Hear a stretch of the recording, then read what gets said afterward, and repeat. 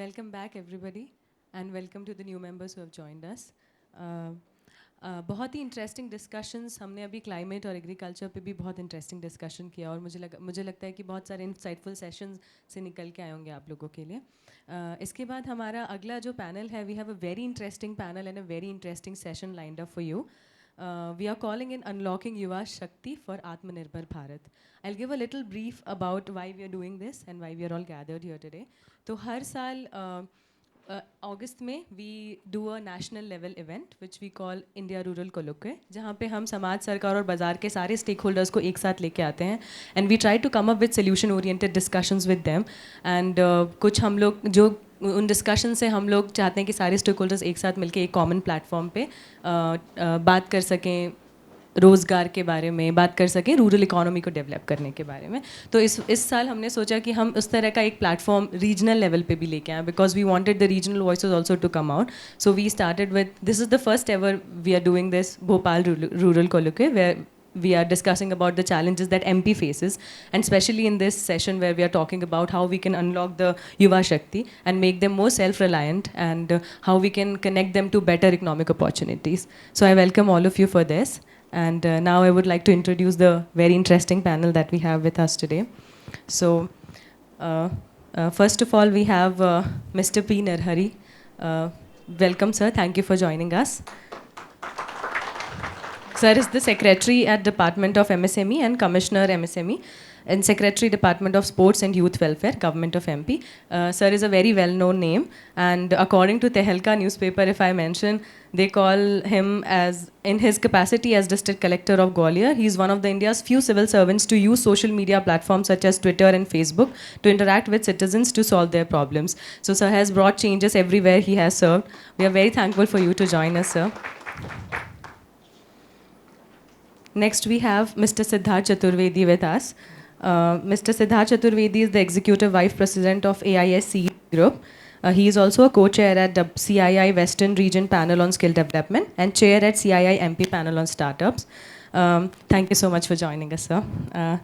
Mr. Chaturvedi has done some tremendous work in his journey. He currently looks after 23,000 strong ISEC centers network across the state, and he is also sits on the board of 3 private universities promoted by ISET Group. Siddharth sir has also been working as convener of CII MP panels on skills and HR and IR. Siddharth sir is a subject matter expert on skill development, livelihoods, employability, TVET system, national skills qualification framework, their implementations, as well as policy advocacy with different stakeholders. Thank you so much for coming with us, sir. Next, we have a very dynamic female entrepreneur with us. Ms. Deepa Prakash.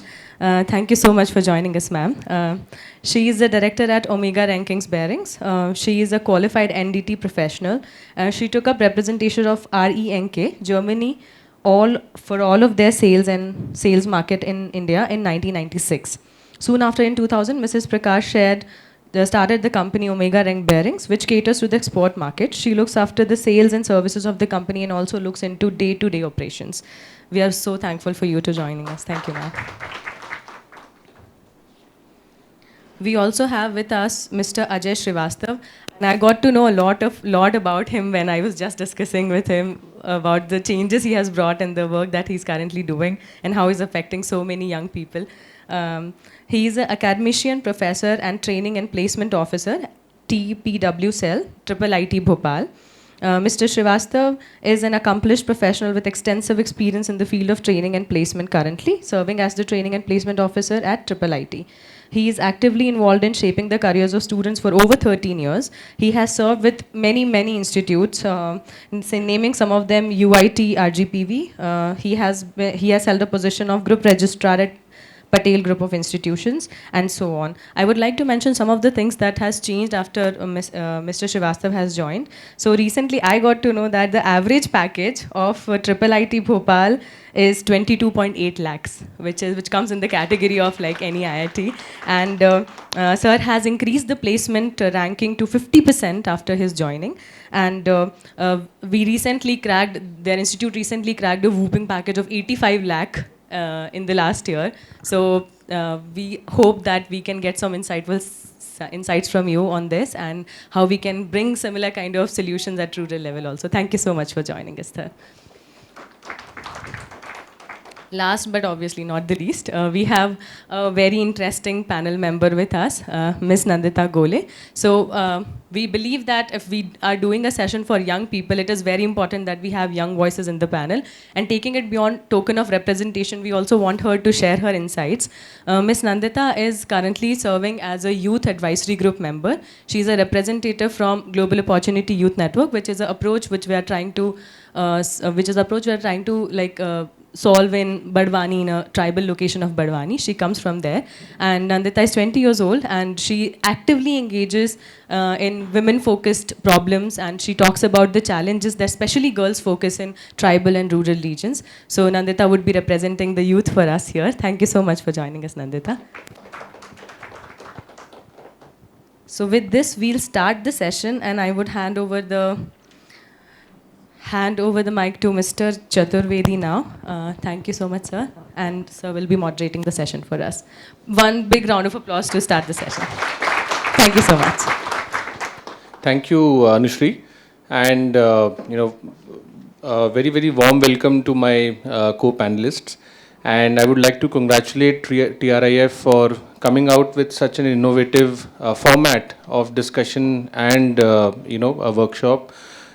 We've all been a part of several conclaves or summits, but this seems to be a more outcome-oriented and focused format for discussion. Today we are here to discuss one of the most pertinent, topics of not only the priority for state, but also a national priority, which is skilling of our youth and unlocking the potential of Yuva Shakti for creating an Atmanirbhar Madhya Pradesh and in the result Atmanirbhar Bharat. So whereas on one hand, Madhya Pradesh, if we talk about, we have the advantage of being one of the fastest growing states compared to all the states in the country. We also have one of the youngest populations. So whereas the median age of India is 29, the median age of Madhya Pradesh is only 26, and it is going to, and even till 2026, half the population is supposed to be under the age of 30. So a huge, number of youth waiting to be skilled, employed, not just in Madhya Pradesh, but in other states, and probably even going out of the country to tap into international employment. On the other hand, we have our unique set of challenges also. If we look at the sectoral focus, most of it is driven by primary sector. Also, the employment in the organized sector comes largely from MSMEs, which are sort of backbone of the economic growth of our state. And finally, if we look at the nature of employment, more than 80% workforce is still employed in the informal pattern in Madhya Pradesh, and remaining is the wage employed workforce. So with all these, parameters in front of us, today we are here to discuss how can we come together and find a solution to improve the skilling and employability of our state. And also it's very interesting that हमारे साथ एक young voice भी हैं आज panel में. I have probably been only to the first panel here where actually a youth is sitting, where we are discussing skilling and employability and things like that. So with due permission from all the panelists, मैं सबसे पहले हमारी youth voice को ही बोलने के लिए request करूँगा. और मेरा सवाल आपसे नंदिता ये रहेगा कि कई बार हम लोग अज्यूम कर लेते हैं, मान लेते हैं कि आपके या इन जनरल यूथ के एस्पिरेशन क्या हैं या एक्सपेक्टेशन क्या है. वो पॉलिसी मेकर्स हैं, प्राइवेट सेक्टर है, वो बहुत बार यूथ की वॉइस सुने बिना हम लोग अपने प्लान्स और पॉलिसी बनाते हैं. तो मेरा सवाल आपसे दो सवाल हैं. एक तो क्या आप अपने फर्स्ट हैंड एक्सपीरियंस से बता पाएंगे कि रूरल यूथ का एक्चुअली एक्सपेक्टेशन क्या है, वो क्या चाहता है, उसके एस्पिरेशन क्या है, और इसको करने में अभी आपको किस तरीके के चैलेंजेस या प्रॉब्लम्स आती हैं. And probably will take the discussion ahead from there. So your views on this. Thank you sir. मेरा नाम नंदिता गोले है और मैं मध्य प्रदेश के जनजातीय बाहुल्य व आकांक्षी जिले से आती हूँ। मैं लगभग 2 साल से जियो वाईएन ग्लोबल अपॉर्चुनिटी यूथ नेटवर्क की यूथ एडवाइजरी ग्रुप के मेंबर हूँ।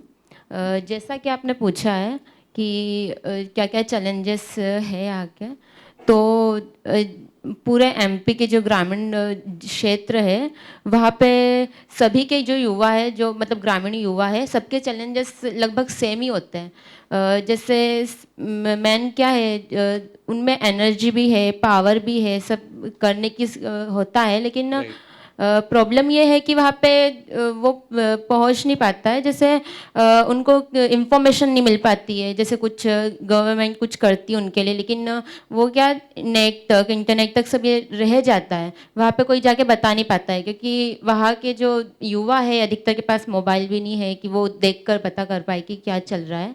तो ये प्रॉब्लम है वहाँ पे। और एक सबसे बड़ी प्रॉब्लम लैंग्वेज बैरियर भी है, क्योंकि जैसे कोई जॉब के लिए जाता है यूथ, तो वो जो भी ऑनर, जो भी एम्प्लॉय रहते हैं, वो ये सोचते हैं कि ये इंग्लिश में बात करे। लेकिन प्रॉब्लम ये है कि वहाँ पे वो इतना सीख नहीं पाता है इंग्लिश, वहाँ पे इतनी इम्प्रूव नहीं हो पाती है, तो इस वजह से वो पिछड़ जाता है, शहरी क्षेत्रों के मुकाबले में पिछड़ जाता है। और बात करें अगर फीमेल्स की, तो उसमें प्लस पॉइंट चैलेंजेस में ये भी रहता है कि उनको ये सोचते ठीक है, ज़्यादा नहीं पढ़ाना है, सिर्फ 12th तक भी हो गया तो ठीक है, क्योंकि इसके बाद शादी हो जाएगी। और बहुत सौ में ऐसा रहता है कि नहीं यार, मतलब एक लड़की के पैसों पे क्या पेरेंट्स का वो है यहाँ पे, तो ये भी नहीं होता है, और जल्दी शादी भी हो जाती। प्रॉब्लम ये भी रहते हैं, पेरेंट्स बाहर नहीं जाने देते हैं। युवा सोचता है कि वो जहाँ पे है वहाँ पे ही मतलब नौकरी करे, लेकिन प्रॉब्लम ये है कि वहाँ पे इतना इम्प्रूव नहीं है। तो जैसे उसमें स्किल्स भी है अच्छी, जैसे ग्रेजुएट किया है, लेकिन वहाँ पे उसके लिए जॉब कितनी मतलब सैलरी अच्छी नहीं होगी, तो वहाँ पे प्रॉब्लम ये भी आ जाती है सैलरी। तो जो यूथ चाहता है वो ये है कि जैसे गवर्नमेंट जो भी ऑफिसर्स ये रहते हैं, वो उनसे बात करे, आगे होके बात करे कि क्या क्या मतलब प्रॉब्लम्स है। और ऐसा कोई वहाँ पे जगह भी नहीं है कि जहाँ पे युवा अपनी बात रख सकता है कि यहाँ पे ये प्रॉब्लम्स है।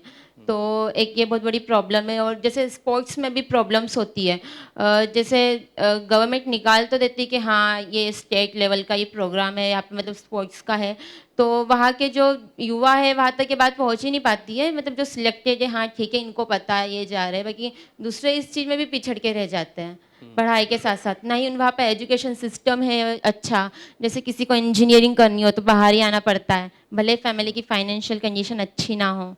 तो ये सब भी प्रॉब्लम्स रहती है सर। नहीं, thank you. I think in a very short span आपने वो सारे पॉइंट्स बता दिए और हाईलाइट किए जो लगभग हर डिस्कशन में, एंड आई वुड मेरी तरफ से मैं अश्योर करूंगा कि ये वो ही सारे पॉइंट्स हैं जो हम कभी दिल्ली में भी बैठते हैं या मुंबई बैठते हैं तो लगभग आपने वो सारी चीज़ बिल्कुल पकड़ के बताई है जो एक चैलेंजेस के रूप में आता है।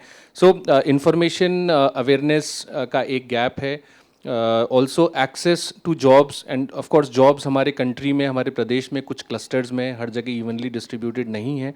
और तीसरा लैंग्वेज की जो बात हर बार आती है वो भी आपने बताई, एंड स्पेसिफिकली फीमेल स्टूडेंट्स जो हैं उनके लिए कुछ सोसाइटल बायसेस भी हैं, उसके बारे में बताया। Turn to Deepa ma'am later for this, but thank you so much. And with this, I would also like to request Narhari sir to, and I would like to bring him into the discussion. Sir, we've heard, the voice, and I'm sure you would have heard many of these points earlier as well. On the other hand, I know for a fact that the government in our state is also going an extra mile to improve the skilling and employability of the youth. और अभी फ़िलहाल recently हम लोग सब मुख्यमंत्री सीखो कमाओ योजना के बारे में भी सुन रहे हैं। So the other thing with you, the advantage is that आपने लगभग सारे डिपार्टमेंट्स देखे हैं। You were there in technical and skills also. currently you are looking after the startups and entrepreneurship under MSME. So what are some of the policies and initiatives which the government is taking or is planning to take, and specifically उनमें से कोई अगर ये challenges address करता हो कि information flow बेहतर हो जाएगा या जॉब्स हम ज़्यादा बढ़ाने वाले हैं, या अगर कोई गांव से निकलकर शहर तक आना चाहता है तो उसके लिए हम मोबिलाइजेशन या सपोर्ट सिस्टम ये खड़े कर सकते हैं. So what are some of the highlights and policies of the government addressed at the youth?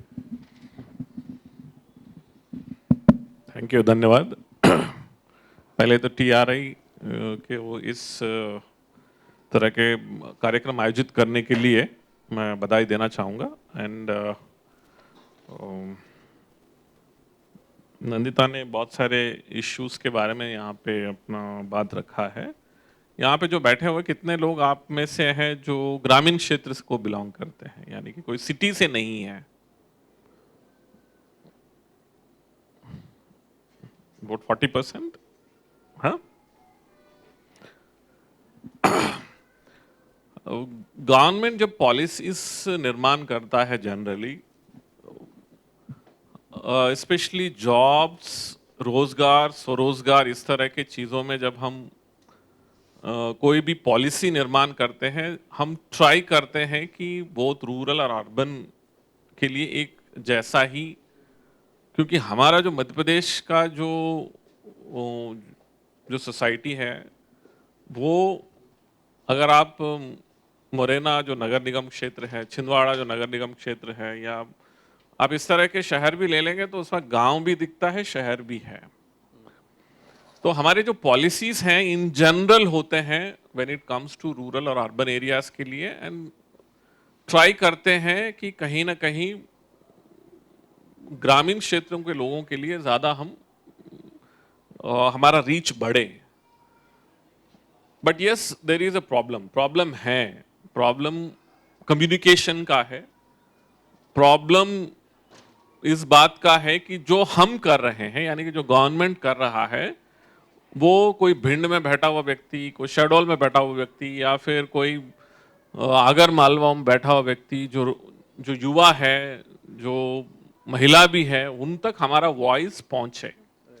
तो ये कम्युनिकेशन स्ट्रैटेजीज जो हम लोग निर्माण करते हैं, उन कम्युनिकेशन स्ट्रैटेजीज का हिस्सा होता है कि हम यहां से जब आवाज देंगे तो वहां तक का व्यक्ति तक हमारी बात पहुंचे. पहले के तुलना में डेफिनेटली बहुत ज्यादा कम्युनिकेशन सिस्टम्स में इंप्रूवमेंट आया है.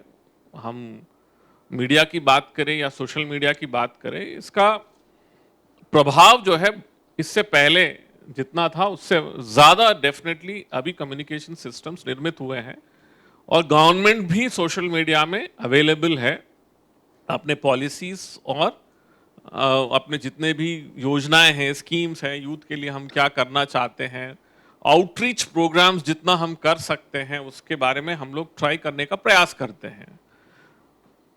ये गवर्नमेंट के तरफ से जो मैं बात कहना चाहूँ उसकी बात है.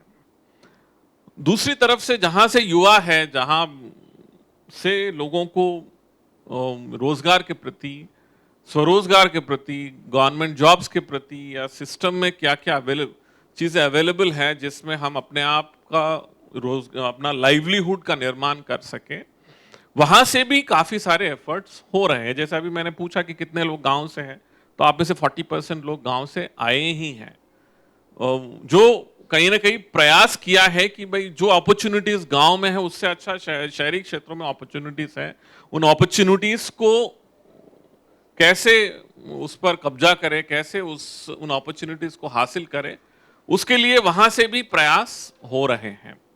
तो कहीं ना कहीं ये दोनों प्रयास जो है, यानी गवर्नमेंट के तरफ से जो प्रयास हो रहे हैं और गांव से जो व्यक्ति निकल कर आ रहा है, जिसको वहां पे रोजगार या स्वरोजगार, सेल्फ एम्प्लॉयमेंट या कुछ ना कुछ अपॉर्चुनिटी उसको उपलब्ध हो, उसके लिए वो भी प्रयास कर रहा है. अब मैं एक बात ये कहूँगा कि हमें और इफेक्टिव कम्युनिकेशन स्ट्रैटेजीज को निर्माण करने की ज़रूरत है कि एक्चुअली गांव का व्यक्ति या फिर जो 21-22 साल का व्यक्ति या 25 साल के अंदर जो थोड़ा बहुत पढ़ा लिखा है, या 10वीं या 12वीं पास या ITI किया है, पॉलिटेक्निक किया है, वो किस तरह के जॉब्स में, किस तरह के अपॉर्चुनिटीज को लिए ढूंढ रहा है. और गवर्नमेंट क्योंकि गवर्नमेंट सेक्टर में जॉब्स लिमिटेड होते हैं और अभी हमारे यहाँ जितना युवा है, जैसे अभी आपने आंकड़े भी बता दिया है कि मध्य प्रदेश में 29 इयर्स के नीचे, यानी कि 0 to 29 इयर्स के नीचे 3 करोड़ पॉपुलेशन है, 3 करोड़। और मैं केवल 18 to 29 इयर्स का एज ग्रुप लूंगा तो उसमें 50% लगभग 1.5 करोड़ पॉपुलेशन है जो 18 इयर्स से लेकर 29 इयर्स के बीच में है। So it's a huge challenge कि ये जो 18 से लेकर 29 इयर्स के बीच में जो 1.5 करोड़ पॉपुलेशन, 1.5 करोड़ का पॉपुलेशन जो युवा है, जो किसी न किसी रोजगार स्वरोजगार अपॉर्चुनिटीज तलाश कर रहा है, वहां तक हम कैसे पहुंचे। तो हमारा ये कम्युनिकेशन स्ट्रेटजीज जो हम बिल्ड कर रहे हैं, हमारा सबसे ज्यादा जोर है कि आउटरीच एक्टिविटीज ज्यादा से ज्यादा करें। यहाँ पे शहर में बैठकर हम जो बात करते हैं वो वहां तक पहुंचे, या फिर वाया मीडिया जितने कम्युनिकेशन को आगे ले जाने के लिए जितने ऑर्गेनाइजेशंस हैं, जैसे आप लोग भी हैं, ट्राई जैसे ट्रांसफॉर्म रूरल इंडिया, इसके अलावा गवर्नमेंट और सेमी गवर्नमेंट और जो सिविल सोसाइटीज हैं, एनजीओस हैं, इनके माध्यम से भी हम लोग रीच करते हैं। But this is a challenge, there is a huge challenge. और अभी आपने जो कहा है, जो नंदिता ने जो इशू उठाया है, स्पेशली गर्ल्स से संबंधित, जो एक सोसाइटी का जो एक इंडिफरेंस है टुवर्ड्स गर्ल चाइल्ड, सोसाइटी का जो है एक नजरिया है towards girl, I mean women, कि वो काम करने के लिए बाहर जाए, अपना गांव छोड़ के बाहर जाए, अपना एरियाज छोड़कर बाहर जाएं काम करने के लिए, ये बहुत बड़ा चैलेंज है। इन चैलेंजेस से बाहर निकलने के लिए हमारा जो प्रयास है, यानी कि प्रयास जो गवर्नमेंट कर सकती है, प्रयास जो सब लोग मिलके कर सकते हैं, इसमें प्रगति हुई है। ऐसा नहीं कि प्रगति नहीं हो रही है, प्रगति बहुत प्रगति हो रही है। But we need to understand कि इन चैलेंजेस से निकलकर कितना बाहर आए। जैसे मैं खुद मतलब one of the original authors of Ladli Lakshmi Yojana का ओरिजिनल स्कीम 2006-07 में बनाया था, जब हमने देखा था कि per month 20,000 female फीटिसाइड्स Madhya Pradesh में होते थे पर मंथ। वो अब घटकर जिस तरह से हम देख रहे हैं कि हमारा जो पॉलिसी इनिशिएटिव है, चाहे वो लाडली लक्ष्मी योजना जैसी पॉलिसी इनिशिएटिव हो, चाहे बेटी बचाओ बेटी पढ़ाओ वाले इनिशिएटिव्स हों, या फिर ऐसे इनिशिएटिव्स जो समाज में एक सकारात्मकता लाए, ऐसे इनिशिएटिव्स कई सारे हुए हैं, हो रहे हैं। कुल मिला के मेरा ये कहना है कि हमें और बेहतर स्ट्रेटजीज डेवलप करने की आवश्यकता है दोनों तरफ से, यानी कि एक गवर्नमेंट के तरफ से, और दूसरा वो रूरल में जो बैठा हुआ व्यक्ति है उसको भी अपना प्रयास करने की आवश्यकता है कि आज मेरे लिए गवर्नमेंट क्या सोच रहा है। मेरे लिए गवर्नमेंट ही नहीं, मतलब मार्केट में मेरे लिए क्या क्या चीजें उपलब्ध हैं जिसे मैं हासिल करूं, मैं प्रयास करूं, मैं ढूंढूं, मैं वहां तक पहुंचूं, ताकि मैं अपने पैरों पे खड़ा हो जाऊं और अपने लिए कुछ काम निकालूं। तो मंजिल तो मिल ही जाएगी भटकते हुए सही, गुमराह वो है जो कभी घर से निकला ही नहीं। तो घर से तो निकलना पड़ेगा, अगर आपको अपना मंजिल हासिल करना है तो घर से तो निकलना पड़ेगा। मैं भी एक गांव से निकला हूँ, 92 I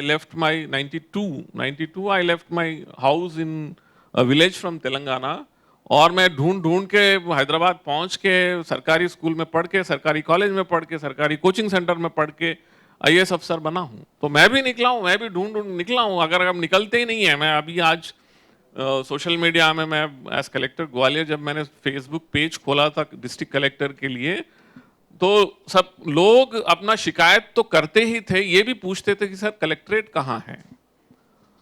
तो मैं उनको यही जवाब देता था कि यार जब तुम फेसबुक पे मुझे मैसेज कर ही सकते हो तो गूगल पे ये भी सर्च कर सकते हो कि collectorate, where is collectorate Gwalior. इतना तो आप कर ही सकते हो, तो आप वहां तक पहुंच ही जाओगे। तो पहले आपको घर से निकलना होगा और अपने जो चीजें बहुत कुछ जो समाज में हो रहे हैं, सिस्टम में हो रहे हैं, आज वही गांव से निकला हुआ युवा गूगल, फेसबुक, ट्विटर कहाँ जाके सीईओ बन रहा है। तो हमारा ये प्रयास है कि yes there are inefficiencies, but there is also a need from the युवा कि मुझे जो हासिल करना है वो मेरे लिए कहाँ मिलेगा। तो उस तरफ से भी जो है बहुत कुछ करने की आवश्यकता है। Thank you. Thank you, sir. Yes, a great body of experience coming in that last 5 minutes. And बहुत important बात जो आपने highlight करी और which is also a mindset issue is that we cannot always look up to the government to come and solve all our problems and hold our hands at all times. तो ये जो अपने आप अपने onus पे निकल कर seek out करने वाली जो बात आपने कही, so I think this is also a take away that the youth urban और रूरल उनको भी ज़रूरत है कि वो अपने तरफ से भी सीक आउट करने के लिए बाहर निकलें और एक्सप्लोर करें, and that will lead to a positive result. Communication strategy points to one clear-cut to-do item where it requires a multi-stakeholder approach, and the role of civil society organizations like TRIF and many others to actually convey the message in an innovative manner to the rural population. तो intent और policies अपनी जगह पे हैं, पर उसकी जानकारी हम कैसे वहाँ तक ले जा सकते हैं, इसके बारे में और काम करने की ज़रूरत है. I'll turn to Deepa Prakash ma'am, and ma'am, I'll continue from where Nandita said, and also sir pointed to a few things. On one hand, we also are, this is a national priority कि हमें we have to increase the participation of women in the workforce. And we know that each percentage increase in the women, in the workforce also adds multiple times to the GDP. So, whereas on the other hand, post-COVID, there has been a dip in the participation of women. So, this is the economic side of it. But the human side of it is what Nandita said, that there are societal biases. Women, even if they want to go and achieve something, there are many things which hold them back. You have been a successful, woman entrepreneur. There is a long journey you have carried. So, what are some of the top experiences you would like to, bring out if you're talking to the youth from today, and especially targeted at female, youth from the rural areas? If they are, let's say, if they ask you that what should we be doing and how should we change our mindset so that we achieve something in life, what are some of the lessons you would, provide them? Thank you for inviting me into this panel. Good afternoon, everybody. The question is very, very close to my heart, because I, as a female entrepreneur, started 36 years back when the journey was not so easy. जो नंदिता जी ने बोला कि हमारे यहाँ बहुत बायस society है, हमारे यहाँ लड़कियों को बहुत डिफरेंट नज़रिए से देखा जाता है. ऐसा मानते हैं हम कि पहले तो ये मानते थे कि लड़की हो गई तो बोझ हो गई, पर क्योंकि गवर्नमेंट ने इनिशिएटिव्स लिए, जैसे लाडली योजना, बेटी बचाओ बेटी पढ़ाओ, ये सब योजना के तहत ये सब चीज़ें कम हुई हैं थोड़ी. अब girls are acceptable when they are born first. Secondly, जब उनकी मानसिकता अभी भी वो ख़त्म नहीं हुई कि लड़की को पराए घर जाना है, तो उनको पढ़ाने की क्या ज़रूरत है, उनको घर के काम काज सिखाना ज़्यादा ज़रूरी है. So always the girl has been subdued by the society. उनकी कोई इच्छा नहीं पूरी होती है, उनको हम आगे नहीं ला पाते हैं, और उनको हम चाहते हैं कि वो घर गृहस्थी के ही काम करें और बाहर ना निकलें. But I think this mindset is crumbling nowadays, because हमारे जो फीमेल लड़कियां हैं, जो युवाएं हैं, वो अब अपना विचार रख रही हैं, and that is one positive aspect of it. आप अगर देखेंगे ज़्यादातर एग्ज़ाम्स में आजकल लड़कियां ही आगे आ रही हैं. लड़कियों में पढ़ने की, काम करते हुए पढ़ने की शक्ति जो है वो बहुत प्रभावित हो रही है. और coming to what they can do. First is all the people who are educated, who are getting some sort of an education and excelling in this field, they should be given an opportunity to, by means of scholarships, by means of incentives, to come forward and carry on their studies. And probably one day they will make a very good IS officer in the making. Because for me, I believe that women can become better managers with the heart in them. They can be better managers and are very suitable for managerial positions in the company. But I would not, like Sir said, there are many policies which are coming up from the government side, but it is very difficult to really look at 1.5 million people getting a job. So Madhya Pradesh being an agrarian sector, there are many things that women can do in the staying in the village. Like take the example of Gujarat, where milking a cow made a movement. And there were people turned to become millionaires by milking the cow and by selling the cow's milk. So, being an agrarian society, women can participate in milking and also employ youth in general to transport these milk to the city. So, in that case, I would say that women can become employers. Like in state of, where you've heard about Lijjat Papad. Lijjat Papad is a very famous scheme, where a cooperative of people started some industry, had an idea, started an industry, and with the government support, with the help of civil societies, they made a name for themselves. कितनी बार हम जब छोटे थे हम देखते थे हमारी माताएं जो गर्मियों की छुट्टी में पापड़ बनाती थी, सॉस बनाती थी, जैम बनाती थी, जेली बनाती थी, बड़ी बनाती थी. आजकल कोई यहाँ सिटीज़ में ये काम नहीं करता. And we look forward to the markets to get these products. Why not the women? The women do in villages have the skills to do this. The only point that they are lacking is the proper labeling and proper packaging. They can employ some small scale food processing plants also can come up. They can employ youth in them, the men folk, to do the proper labeling and packaging so that these can reach the market of the cities. Another point where we can do a little bit in the villages is handicrafts. The skill is there. We need to hone the skills a little bit with courses, and then we can get jobs opportunities for these people in handicraft industries.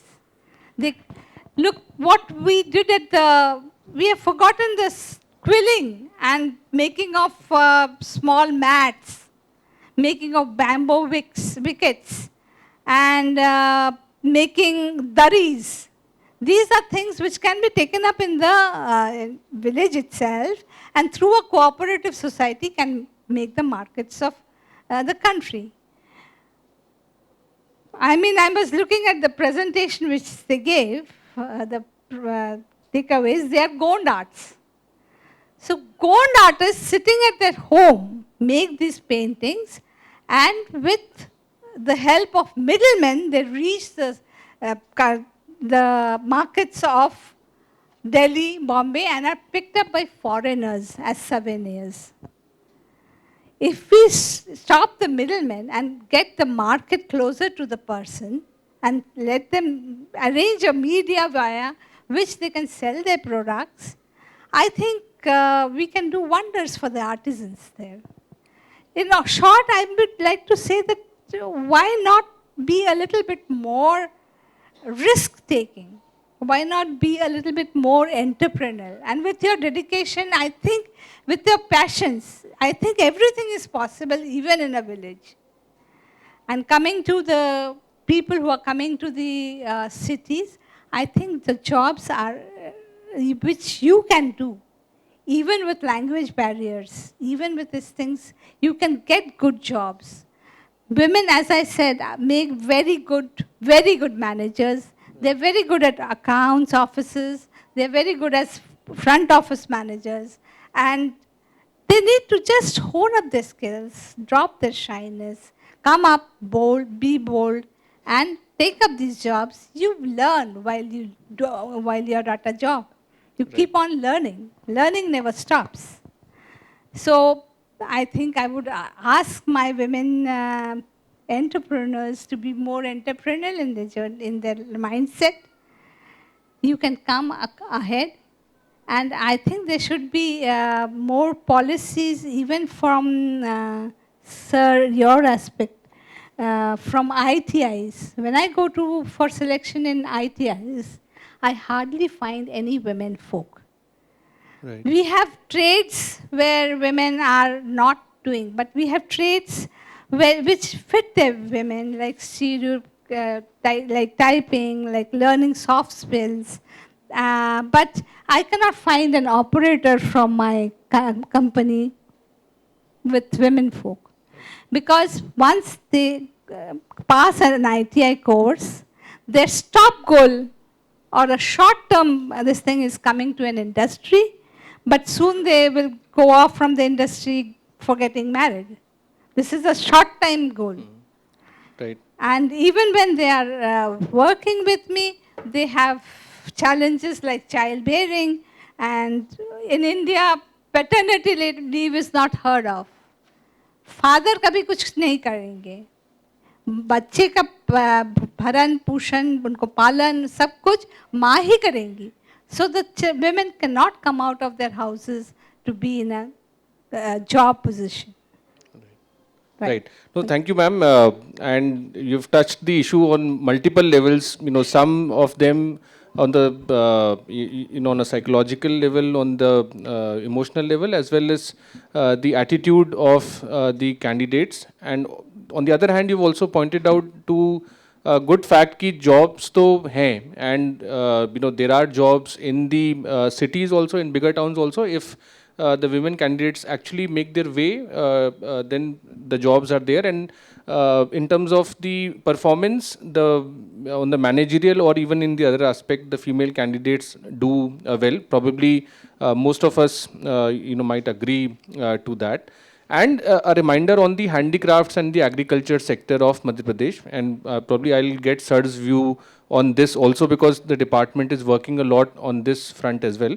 But let me turn to Ajay Srivastav ji, and he represents a premier institution of our country, and with his institution, Bhopal is host to yet another national level institution, the IIIT Bhopal, which is one of the youngest IIITs of the country. और sir आपके subject से we come to the point which is a hot favourite today, the future skills, careers in data science, cyber security, AI and ML and so on. So my question to you would be, what are some of the top trending skills, not just for today, but for the next 3 or 5 years, which students should take up, which can increase their employability? And more specifically, अगर कोई rural student इन skills में अपना career बनाना चाहता है, और क्योंकि हम जानते हैं कि मोस्टली ये स्किल्स ब्लेंडेड या फिर ऑनलाइन मोड में ही लोग करते हैं, तो उनके पास क्या ऑप्शन है, वो कैसे इन स्किल्स तक पहुंच सकता है? थैंक यू सिद्धार्थ जी, और मेरी तरफ से ट्राई को thank you very much for giving me this opportunity. अगर हम बात करें, सबसे पहले स्टार्ट करें एम्प्लॉयमेंट की, तो एम्प्लॉयमेंट के लिए जो सबसे इम्पोर्टेंट फैक्टर है वो है स्किल. जैसा कि दीपा मैडम ने भी बात करी, नंदिता ने भी अपना पॉइंट उठाया और नरहरी सर ने भी पॉइंट आउट किया कि अगर आपको जॉब चाहिए तो स्किल चाहिए. अगर हम बात करते हैं, हमारा मध्य प्रदेश का 70% जो है यूथ रूरल एरिया से आता है. हमें स्टेट को अगर आगे बढ़ाना है तो हमको स्किल अपग्रेडेशन पे काम करना होगा. और कोविड के बाद से हमारे पास में ऐसे ऐसे अच्छे इंस्ट्रूमेंट्स आए हैं जिनके बेसिस पे आप ज़ीरो कॉस्ट पे घर बैठे अच्छे अच्छे स्किल्स अपने अपग्रेड कर सकते हैं, सीख सकते हैं. एक और अपॉर्चुनिटी आई है कि जब कोविड आया तो बहुत सारे लोगों ने माइग्रेट किया, बड़े सिटीज़ से अपने एरिया में, रूरल एरियाज़ में पहुंच गए हैं. उनको भी अपग्रेड करने की ज़रूरत है। इन सब के लिए जो टूल्स हैं वो सारे टूल्स ऑनलाइन अवेलेबल हैं। अगर सिर्फ एक ज़रूरत है जो मैं सरकार तक भी पहुंचाना चाहूँगा कि अगर इंटरनेट बैंडविड्थ अच्छी है, सिर्फ ज़रूरत है कि इंटरनेट की अगर वो अवेलेबल है तो आप जो चाहते हैं आपको गूगल पे मिलेगा, इंटरनेट पे मिलेगा, सारे tutorials free of cost available हैं। आज मैं अपने बच्चों से बात करता हूँ कि आपने ये चैप्टर कहाँ से पढ़ा, कौन सी बुक से पढ़ा, बोलते सर ऑनलाइन। तो बुक का ट्रेंड चला गया है क्योंकि बुक में आपको एक राइटर का एक एस्पेक्ट ही मिलता है। वहाँ पे हमारे पास ऑप्शंस होते हैं कि हम बेस्ट वाला जो नॉलेज है उस वाली बुक के उस चैप्टर से पढ़ लें। तो अगर हमको आगे एम्प्लॉयमेंट या एंटरप्रेन्योरशिप पे आगे बढ़ना है तो सबसे ज़्यादा ज़रूरी है कि हम इंटरनेट गांव तक पहुंचाएं, सिर्फ व्हाट्सएप और फेसबुक के लिए नहीं, नॉलेज के लिए भी। हर एक इंस्ट्रूमेंट, हर एक टेक्नोलॉजी के जो है बेनिफिट्स भी होते हैं, लॉसेस भी होते हैं, लेकिन हमको अपने यूथ को ये बताना होगा कि कैरियर पे अगर आपको जाना है, कैरियर बनाना है तो इन एरियाज पे फोकस करना होगा। अभी मैं आपको एक बहुत स्मॉल सा एक जॉब का मतलब आइडिया दूंगा। अमेजॉन की एक जॉब होती है वर्चुअल कस्टमर सर्विसेज, 3.5 लाख का पैकेज होता है और उसको करने के लिए सिर्फ इंग्लिश आनी चाहिए। वर्क फ्रॉम होम होता है, आप अपने घर पे बैठ के जॉब कर सकते हैं। उसमें भी एक अपॉर्चुनिटी होती है कि आप उसको किट कैट टाइप में कर सकते हैं, मींस 8 आवर्स को 2 आवर्स में 4 टाइम डिवाइड कर सकते हैं और उसमें काफी सारे इंसेंटिव्स होते हैं। अभी पिछले 4-5 साल में जब से कोविड आया उसके बाद से काफी चेंज आया है। इंडस्ट्रीज अब चाहती हैं कि वर्क फ्रॉम होम हो और आपको जान के आश्चर्य होगा कि अभी 70% इंडस्ट्रीज वर्क फ्रॉम होम ही कर रही हैं because it is cost cutting. पैसा भी बचता है, एफिशिएंसी भी आती है, ऑनलाइन दिख रहा है काम करता हुआ, मॉनिटरिंग इजी है, मेंटरिंग भी इजी है उसको पढ़ाना। तो अगर हम ऐसे मॉडल पे काम करें तो डेफिनेटली हमारा जो एम्प्लॉयमेंट बढ़ेगा, एंटरप्रेन्योरशिप भी बढ़ेगी। आप घर पे बैठ के अगर छोटा सा डिजाइनिंग का काम करते हैं तो आपका डिजाइन के बुटीक का आइटम आप पूरे वर्ल्ड को दिखा सकते हैं अमेजन पे अपलोड करके। ऐसे बहुत सारे ऑप्शंस हैं, पैसा कहीं पे बाहर नहीं है, आपको किसी जगह पे फंड की जरूरत नहीं है। अब बात है कि टेक्नोलॉजीज कौन कौन सी हैं। तो बेसिक जॉब के लिए तो आपको अगर इंटरनेट चलाना आता है, अगर माइक्रोसॉफ्ट ऑफिस पे टाइपिंग करनी आती है तो इससे भी आप 4-5 लाख तक की जॉब इजीली पा सकते हैं। लेकिन अगर आपकी ड्रीम बड़ी है तो गांव में बैठ के भी 1 करोड़ कमाना मुश्किल नहीं है। उसके लिए आपको पढ़ना होगा लेटेस्ट टेक्नोलॉजीज, जिसमें जो सबसे ज़्यादा जो आने वाले समय में बर्निंग एरिया है वो है आर्टिफिशियल इंटेलिजेंस। आर्टिफिशियल इंटेलिजेंस का नॉलेज से आप गांव की जो खेती होती है उसको मॉनिटर कर सकते हो, कब पानी देना है, कितना पानी देना है, वो आपको गाइड मिलेगा। स्काडा सिस्टम का आप यूज़ कर सकते हो। ऐसे बहुत सारे ऑप्शंस हैं। हेल्थ केयर एरिया पे हम काम कर सकते हैं, उसके लिए जैसे टेली मेडिसिन होता है, आप घर बैठे काम कर सकते हैं। मेडिसिन आपकी घर से सेल हो सकती हैं।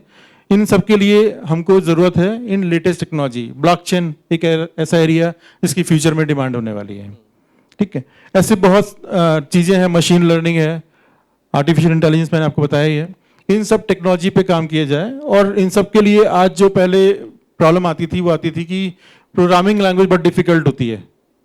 प्रोग्रामिंग लैंग्वेज सीखने का चैलेंज अच्छी जॉब से दूर करता था, पर आज पाइथन है जो बहुत इजी है, विद इन अ वीक आप सीख सकते हैं, कोई भी सीख सकता है, आज स्कूलों में पढ़ाई जा रही है।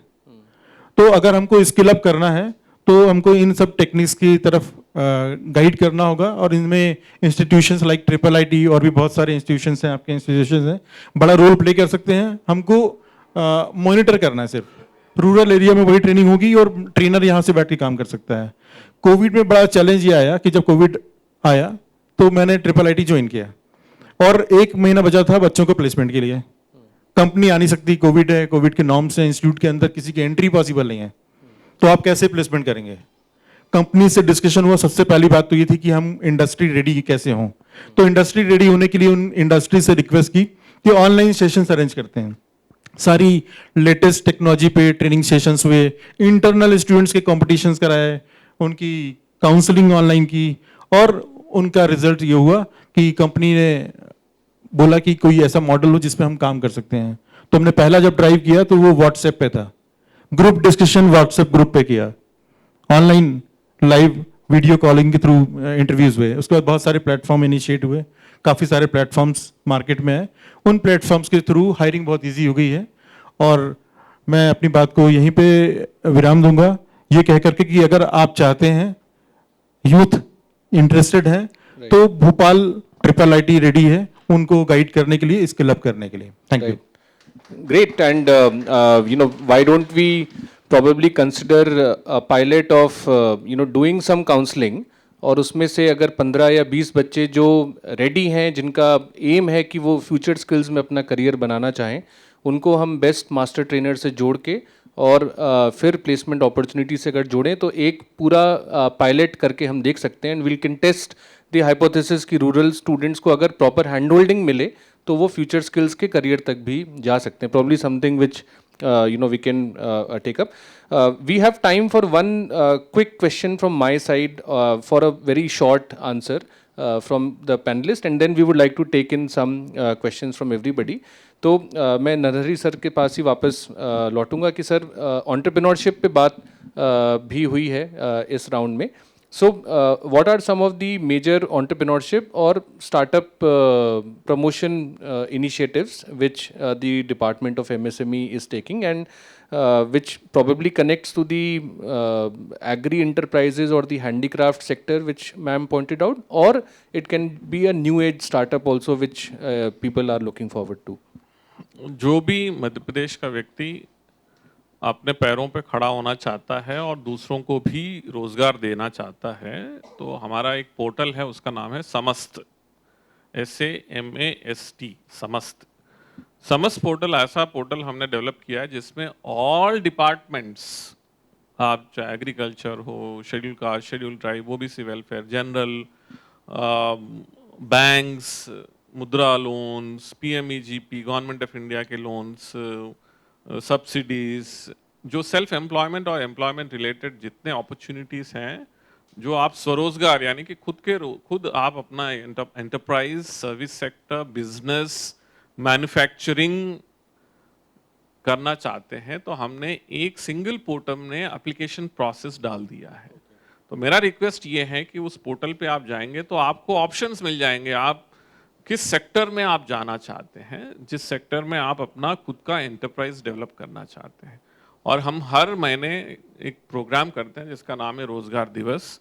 हम जिस महीने जितने एप्लीकेशंस हमारे इस पोर्टल पे आते हैं डिफरेंट डिपार्टमेंट्स के और बैंकों में, उस महीने ही क्लियर कराते हैं. कराकर उसी महीने हम उनका सैंक्शंस बैंकों के माध्यम से देते हैं, एंड सब्सिक्वेंटली हम जो गवर्नमेंट जो आप इन्वेस्टमेंट करते हैं उसका जो सब्सिडीज हैं, जो इंसेंटिव्स हैं, हम वो भी बैंकों के माध्यम से आपके बैंक अकाउंट में पहुंचा देते हैं. No, these are establishing enterprises. दूसरा स्टार्टअप्स का आपने कहा है कि startup, what is a startup? Startup ये होता है कि जिस किसी के पास भी कोई आइडिया है, इनोवेशन है, और आप उस idea, innovation in the sense कि कोई प्रोसेस डिज़ाइन है जिसको आपने सिंप्लीफाई किया है, या फिर कोई सोशल, इकोनॉमिक या ऐसा कोई प्रॉब्लम है जिसको आपने अपने आइडिया, इनोवेशन के माध्यम से सॉल्व किया है, उसको आपको गवर्नमेंट ऑफ इंडिया का स्टार्टअप इंडिया पोर्टल पे जाकर वहाँ पे आपके इस आइडिया, इनोवेशन को रजिस्टर करना होता है, जिसका रिकग्निशन आपको मिलते ही आप एक स्टार्टअप कहलाएंगे. आपने कोई दुकान खोल लिया, कोई किसी मकान में आपने अपना कोई एंटरप्राइज खोल लिया, तो आप स्टार्टअप नहीं हैं. जब तक आप अपने आइडिया, इनोवेशन को फॉर्मलाइज नहीं करते हैं और स्टार्टअप इंडिया पोर्टल पे जाके अपना स्टार्टअप को रिकग्निशन नहीं दिलाते हैं, तब तक आप स्टार्टअप नहीं है. और आज के तारीख में मध्य प्रदेश में 3,370 रिकॉग्नाइज्ड स्टार्टअप्स हैं जो अलग अलग सेक्टर में काम कर रहे हैं. Agriculture, edutech, Meditech, biotech, technology हो, या फिर सिंप्लीफाइंग ऑफ IT प्रोसेसेस हो, या सॉफ्टवेयर इससे रिलेटेड हो, सोशल प्रॉब्लम्स हो, सभी तरह के चीज़ों में बहुत सारे लोग काम कर रहे हैं. And we are very happy to say कि हमारा जो स्टार्टअप पॉलिसी है, आप हमारे मध्य प्रदेश स्टार्टअप पोर्टल पे जाएंगे तो आपको भी हम कई सारे इंसेंटिव्स दे रहे हैं, सब्सिडीज दे रहे हैं. जैसे मैंने कहा है कि एक युवा पोर्टल हमने गवर्नमेंट ऑफ मध्य प्रदेश ने बनाया है, और इसी साल हमने युवा पोर्टल को लॉन्च किया है। वहाँ पर भी जाकर आप जिस पर्टिकुलर सेक्टर में इंटर्नशिप करना चाहते हैं, जहाँ अभी मध्य प्रदेश का एक मुख्यमंत्री सीखो कमाओ योजना हमने बनाया, जिसमें अप्रेंटिसशिप आप करना चाहते हैं, इंटर्नशिप करना चाहते हैं, किसी भी गवर्नमेंटल एजेंसी के साथ आपको काम करना चाहते हैं, तो मध्य प्रदेश युवा पोर्टल पर जाकर आप ये सब जानकारियां हमने वहाँ पे उपलब्ध कराई है। Thank you, sir. So, Samast portal and the MP startup portal and उसके बाद मध्य प्रदेश युवा का portal. So, the communication strategy and consolidation of communication through portals is happening. Thank you for that information, sir. मैं नंदिता आपके पास वापस लौटूंगा. बहुत simple question है. There is no right or wrong answer. हमने entrepreneurship भी सुना और jobs के बारे में भी सुना. तो अगेन वॉइस ऑफ यूथ यानी आपके एस्पिरेशन और क्या आपकी प्रेफरेंस है उसको कनेक्ट करते हुए ये बस मैं पूछना चाहूँगा कि इस समय अगर हम पल्स लें ग्रामीण युवाओं की, तो उनके इन जनरल एस्पिरेशन एंटरप्रेन्योरशिप की तरफ बढ़ा है या जॉब्स की तरफ ही प्रेफरेंस अभी भी मेंटेन्ड है? तो एंटरप्रेन्योरशिप वर्सेस जॉब पे क्या कहेंगे? जॉब की तरफ ही है अधिकतर। हाँ, पेरेंट्स यही चाहते हैं कि इनकी गवर्नमेंट सेक्टर में जॉब लग जाए, मतलब उनकी जो भी वो परमानेंट हो जाए जॉब, यही चाहते हैं। Correct, correct. So as I said, there's no right or wrong answer. Some belief systems are so deep rooted in the society. Probably it will take a lot, but there's no right or wrong. And government job and the safety, the security, probably the respect which comes with it, still carries the highest weightage, and there's nothing wrong in that. Everybody would like to go for those parameters. Probably will improve the percentage of self-employed or entrepreneurship in the coming years. Thank you for that honest answer. Ma'am, आपसे एक बहुत simple question है कि generally हम जब women और female workforce की बात करते हैं, तो आपने जैसा ITIs के बारे में बताया, मैन्युफैक्चरिंग सेक्टर में भी परसेंटेज कम है. अभी हाल में मुंबई में भी एक डिस्कशन में मैं था, and we had Cummins and Tata Power and all those people, and even they were discussing कि हमें सबका इंटेंट है कि हमें मैन्युफैक्चरिंग और शॉप फ्लोर में विमेन का पार्टिसिपेशन बढ़ाना है, पर वो बढ़ नहीं रहा है. तो क्या चेंजेस शॉप फ्लोर में करने की ज़रूरत है, या जो बिजनेस ओनर्स हैं उन्हें कुछ कदम लेने की ज़रूरत है कि वो ज़्यादा विमेन को मैन्युफैक्चरिंग सेक्टर में लेकर आ सकें? Being a women entrepreneur, it's my almost belief that I should have more women in my organization. But just as I mentioned, even in the ITIs, you have a very few female candidates taking up these manufacturing activities. We have had many operators who were women, but the fallout is that they don't feel comfortable in a man-dominant area. इसीलिए जो है हमारे जो कुछ industries ऐसी होती हैं जहाँ पे वुमेन का एम्प्लॉय होना बहुत ज़रूरी है, जैसे PCB मैन्युफैक्चरिंग, जैसे टेक्सटाइल्स है, जैसे कॉयल वाइंडिंग्स है.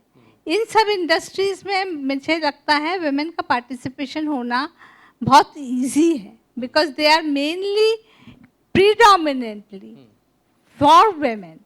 But coming to a manufacturing setup like operation of machines or making components which are not conducive to women handling is still a very different task. It is a very different task that we have. And one point I would ask, sir, you, we have these ITIs, polytechnics, women polytechnics. Have you ever thought of upskilling or having a trade for masonry, trade for making a plumber, making an electrician, or for any such activities? Because these are vastly missing. What is being followed in masonry is what they have learned from their grandfathers, where the European countries have progressed so much in masonry, in plumbing, in electrician. Even in cities, we don't find a plumber. We don't find a qualified electrician. We don't find a qualified driver.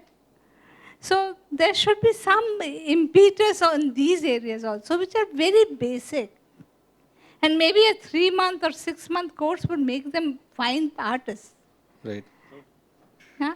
Right. So I would request the government to see into those factors too, because now with the Mukhyamantri Awas Yojana, Prime Minister Awas Yojana, Gramin Yojana, there's so much of infrastructure being built with a Manrega coming up. Right. We need to have these artists who are skilled, Yeah. and some incentives to get employment for the skilled artists so that they go into skilling these. Right.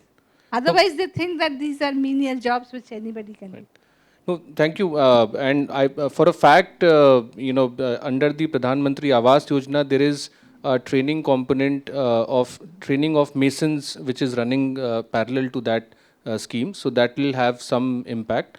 On the other hand, in Madhya Pradesh, 10 ITIs have been selected for modernization, for upgradation, and for adding more and in-demand trades. So probably we'll find some of those trades there as well. My last quick question is to Ajay Srivastav ji again, sir. In this competitive world and the pressure to get a good job, sometimes, and it is not possible for everybody to land the best job, right? Some students probably don't get placed, and they will feel that I have been left behind in the race of life.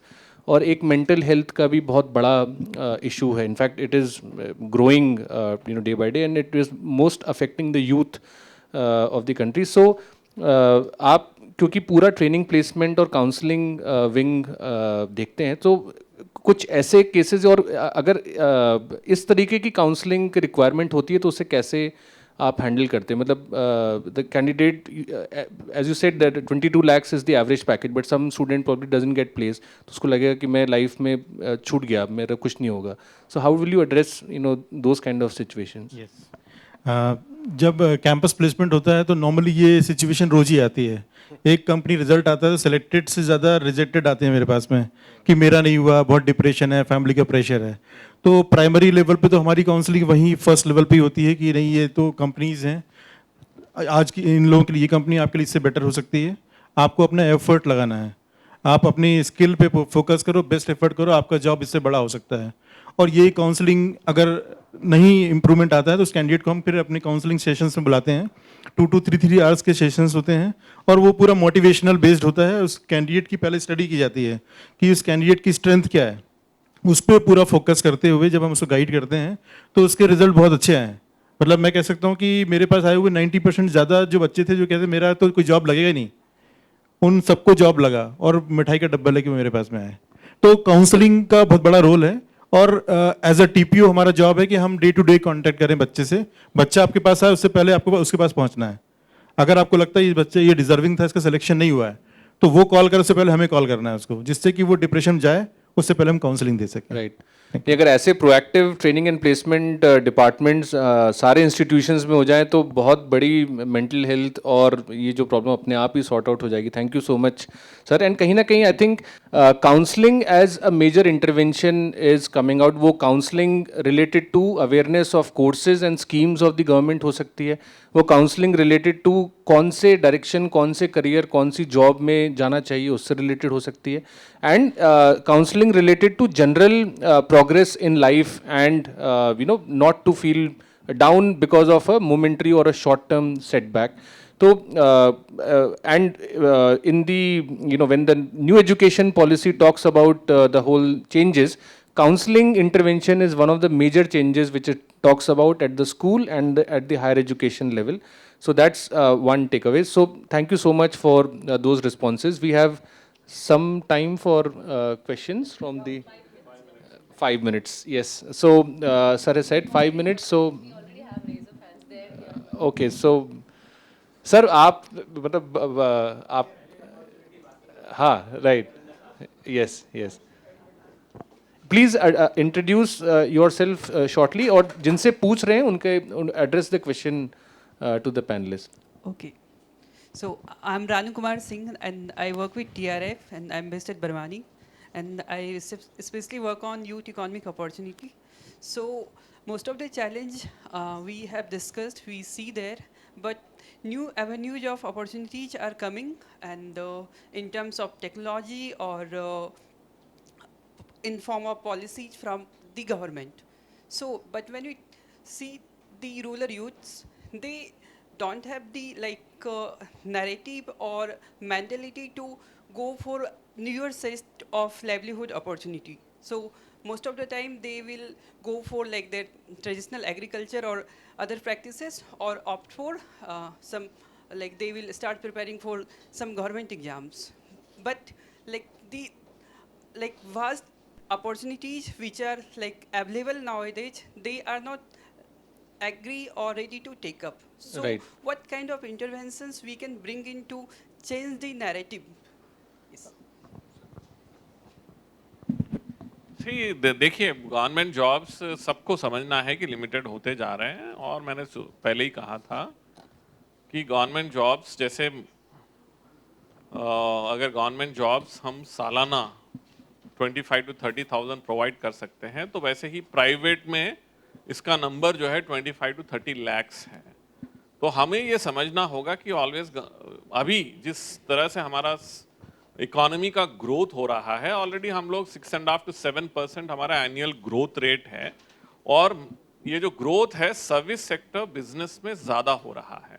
और आप agree करेंगे कि जैसे Amazon के आपने कहा है कि जिस रेट में लोगों की फील्ड में आवश्यकता है वो काफ़ी बढ़ते जा रहा है ना। यहाँ पे ये है कि मैंने आपको कहा है जैसे रोजगार दिवस जैसा कार्यक्रम कर रहा हूँ मैं, हर महीने एवरी मंथ मैं 2 लाख मिनिमम लोगों को सेल्फ एम्प्लॉयमेंट में मैं सैंक्शन करा रहा हूँ। लास्ट फाइनेंशियल ईयर में मैंने 38 लाख लोगों को हमने 30,000 crores का हमने लोन्स दिलवाए हैं। तो ये जो मैं कह रहा हूं कि हमें रूरल एरियाज में ऐसे इंडस्ट्रीज जो चल रहे हैं वहां पे इन बच्चों को ले जाके दिखाना चाहिए, देखो ये है, ये इंडस्ट्री है, ये मैन्युफैक्चरिंग है, ये सर्विस सेक्टर है, ये बिजनेस है। देखिए ये लड़का आपके जैसा है जिसने 10 साल पहले कुछ काम स्टार्ट किया और आज उसका टर्नओवर 50 लाख है या 1 करोड़ तक हो गया है। इन्होंने जो है एक पेपर कप्स बनाने का इंडस्ट्री स्टार्ट किया है और उसमें मार्केट में इतना ज़्यादा डिमांड है, तो उसने 25 लाख का लोन बैंक से लिया है जिसमें गवर्नमेंट ने इंटरेस्ट सबवेंशन दिया है या फिर सब्सिडी उसमें से 10 लाख या 5 लाख का सब्सिडी दिया है। आप भी ऐसा कर सकते हो। तो छोटे छोटे ग्रुप्स में ऐसे लाइक माइंडेड बच्चों को, लोगों को उठाना है, उनको ले जाना है, दिखाना है। जब लोग खुद देखते हैं अच्छा उसने किया है तो मैं भी कर सकता हूं, ये संभव है। इसमें जो स्पेशली एंटरप्रेन्योरशिप की जब बात करते हैं, देखिए आज हमें सबसे ज्यादा एंटरप्रेन्योर्स की जरूरत है जो खुद कोई बिजनेस, सर्विस या मैन्युफैक्चरिंग स्टार्ट करेगा और दूसरों को रोजगार देगा। उसकी जरूरत सबसे ज्यादा है हमारे पास, ताकि वो और एम्प्लॉय लोगों को कर सके। तो हमें एग्जाम्पल्स दिखाना चाहिए, हमें ले जाके इंडस्ट्रियल विजिट्स कराना चाहिए, सर्विस सेक्टर के विजिट कराना चाहिए या मैन्युफैक्चरिंग सेक्टर का विजिट्स कराना चाहिए, या कोई बिजनेस कर रहा है बिजनेस कराना चाहिए, या फिर एग्रो प्रोसेसिंग जैसे आपने कहा बड़वानी, जो उस इलाके में सबसे ज्यादा कैश क्रॉप्स कौन से हो रहे हैं, जिसका हम अगर उस एरिया में मान लीजिए कि संतरे हो रहे हैं तो संतरों से क्या हम संतरे से संबंधित प्रोसेसिंग करके कुछ कर सकते हैं। वहां पे नींबू सबसे ज्यादा हो रहा है, या फिर मान लीजिए कि मेडिसिनल प्लांट्स का सबसे ज्यादा हो रहा है, तो कैसे उसका ट्रेडिशनल मेथोडोलॉजीज को यूज करके उसको मैन्युफैक्चरिंग में कन्वर्ट करके वहां पे छोटा इंडस्ट्री डलवा सके। तो ऐसे प्रयास अगर हम करेंगे तो हो सकता है कि ज्यादा युवा उस तरफ भी अपना झुकाव दिखाएंगे। एक मध्य प्रदेश का एक वो है आजकल कि फ्लोरिकल्चर में हमको पार्ट लेना है। अगर कोई आदमी फ्लोरिकल्चर कर सकता है, उसके लिए लार्ज एमिनिटीज़ हैं, गवर्नमेंट सपोर्ट है, और आप छोटे छोटे ग्रीन हाउसेस के लिए सब्सिडी मिल सकती है। और फ्लोरिकल्चर एक ऐसा चीज़ है जो हमारे बहुत बड़ा मार्केट है, उसके लिए profit industry. Am I right? Okay, I think probably last question. Thank you so much. One last question. Sir is saying. Yeah, please. My name is Janvi. I'm interning at this institution.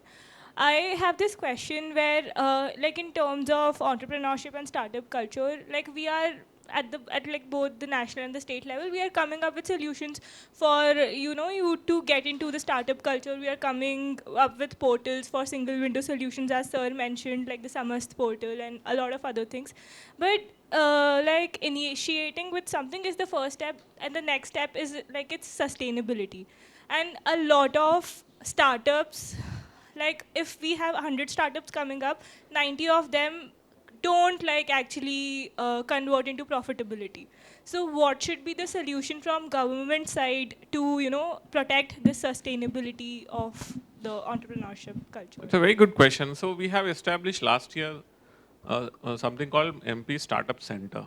So we have hired professionals from the market who have wider experience when it comes to startups, incubation centers, running these organizations and getting investments. Apart from that, hand-holding at various stages of the startups. So what we are trying to do is we are doing a lot of mentoring. We have this MP Startup Center. We approach these startups, in fact, कि आपका recognition हो गया Government of India से, so where are you? What are you doing? What kind of activity are you doing? So is your activity going on a growth path which is ultimately resulting in converting it into a into an organization where you are able to make some money out of that particular startup. And it should be converted into a company ultimately after a point of time, and then you should be able to make certain profits and again reintroduce that profits into that company and it convert into a bigger company and continue to actually make a lot of more profits. So what we are trying to do is this MP Startup Center, which we have established, is doing a lot of mentoring. We have empaneled a lot of mentors who are already in the field of startups. We are also having a lot of these organizations we have empaneled who are into alternative investment funds. There are also people who are angel investors or investors as such. So we introduce the startup with those set of people and try to see that they interact, and then they get a platform wherein their idea and innovation actually takes to a bit bigger shape over a period of time. So we are trying to do that. You can also get in, you can just type MP Startup Center, you'll come across a portal, and it is very much here in Bhopal. I think in last 1 year, we have been able to mentor so many of these organizations which were on the verge of actually collapsing to a stage where they are on the growth path.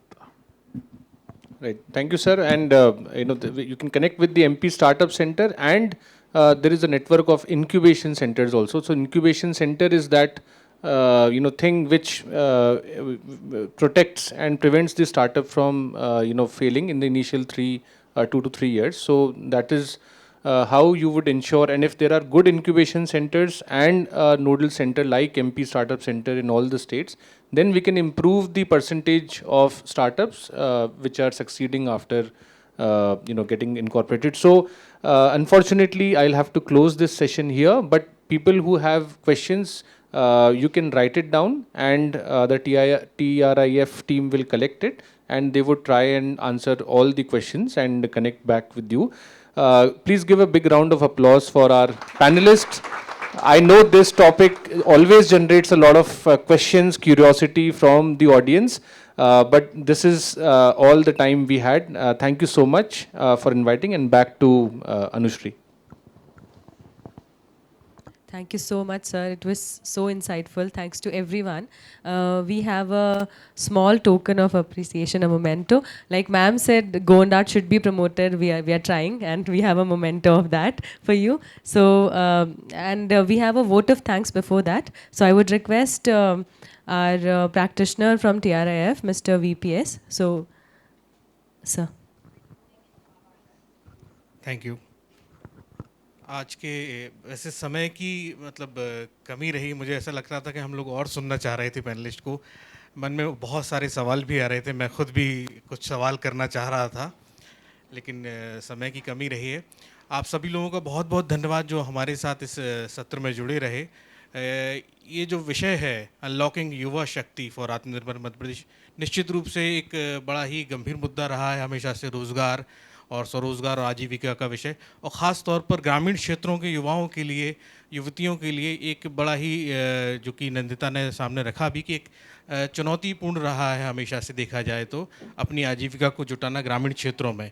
तो आज के सत्र में काफ़ी कुछ बातें सामने निकल कर भी आई कि जिस तरीके से प्लेस बेस्ड अपॉर्चुनिटी की बात की गई कि अपने ही क्षेत्र में अगर रोज़गार की व्यवस्था, स्वरोजगार की व्यवस्था की जा सकती है, तो ऐसे उद्यम कई और लोगों को, ग्रामीण क्षेत्र के युवाओं को भी रोज़गार अवसर उपलब्ध करा सकते हैं। और साथ ही साथ टेक्नोलॉजी की बात भी आई कि किस तरीके से तकनीक का प्रयोग करते हुए, ऐसे प्लेटफॉर्म्स का यूज़ करते हुए हम इन अवसरों को जो है राष्ट्रीय, राज्य स्तरीय, अंतर्राष्ट्रीय स्तर के जो भी अवसर हैं उनको युवाओं तक, ग्रामीण क्षेत्र के युवाओं तक पहुंचा सकते हैं। सबसे पहले तो मैं नंदिता का धन्यवाद करना चाहूँगा कि बड़वानी से वो आई और उन्होंने यूथ का रिप्रेजेंटेशन किया, और उसके बाद मैं नरहरी साहब का धन्यवाद करना चाहूँगा कि उन्होंने इतना समय निकाला। मैं उनका फ़ैन भी हूँ तो मैं इसलिए नहीं कह रहा हूँ, thank you so much sir. और प्रोफेसर अजय श्रीवास्तव साहब का मैं धन्यवाद देना चाहूँगा कि उन्होंने हमारे बीच में समय निकाला।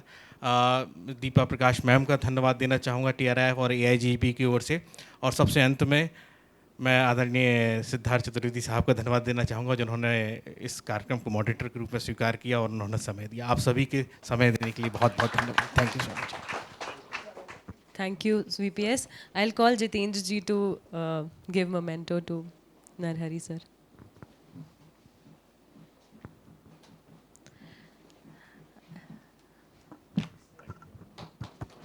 I would call Neeraj to give a memento to Ajay Srivastav sir.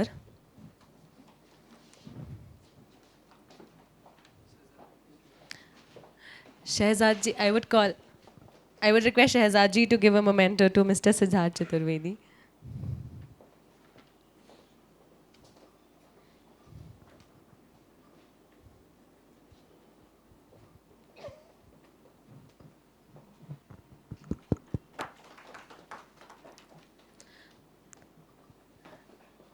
I will request Sandeep ji to give a memento to Deepa Prakash ma'am.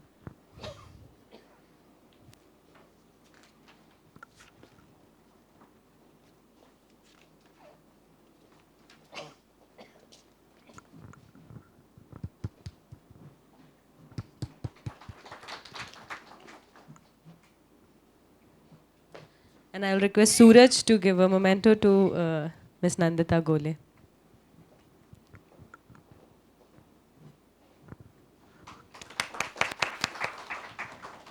Many thanks to all of you. Thank you so much. अच्छा हाँ, अब हम lunch के लिए break कर रहे हैं, so I request all of you to join us for lunch. Ground floor पे लंच अरेंजमेंट है, तो सभी लोग वहाँ ज्वाइन करें, और उसके बाद में next session is at the top floor again, so वहीं हम सब गैदर करेंगे। Thank you so much.